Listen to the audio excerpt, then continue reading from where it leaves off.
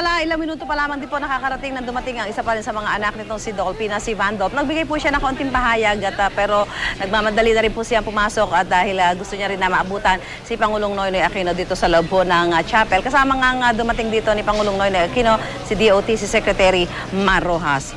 Kaugnay pa rin ng balita yan ay naantig po ang sambayanan ng maghandog ng madamdaming awitin si Jasha Padilla para sa pinakamamahal niya si Dolphy. Sa sinagawang necrological service kagabi, balikan natin ang pagbibigay pugay ng mga kaanak at kaibigan sa hari ng komedya sa report ni Ivan Mayrina.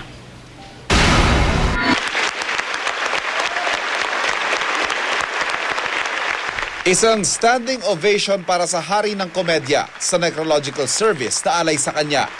Ang dalamhati para sa pagyaw ni Dolphy bahagyang napahupa ng masayang paggunita sa mga alaala ng Comedy King.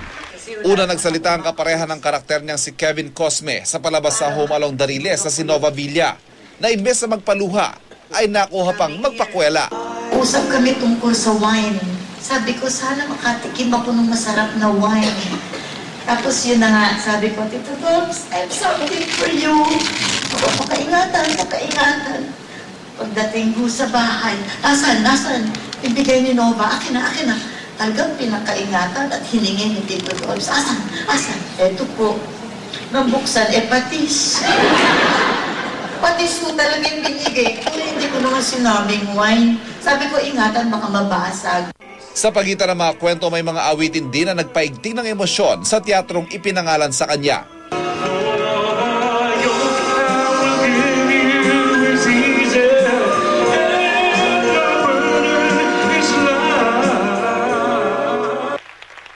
Pero ang pinakinabangan, ang pamamaalam ng kanyang partner na si Jasha Padilla.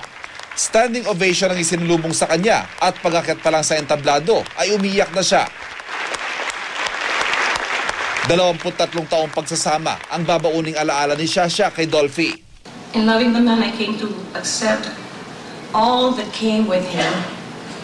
His legacy, his personality, when not in front of the camera, and of course his children.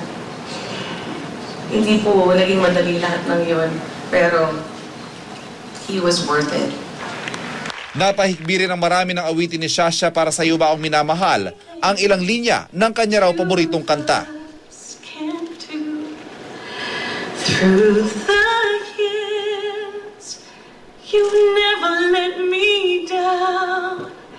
You've turned my life around. Bukod kay Jasha, naroon din ang mga anak ni Dolphy at iba pang miyembro ng pamilya Quezon. It was a trying time, but it was a good time because it was like bonus time with our father. And it's something that I will never forget in my whole life. And I'm sure my siblings and Jaja feel the same. It brought us together. It made us a family. Ivan Mayrina, GMA News.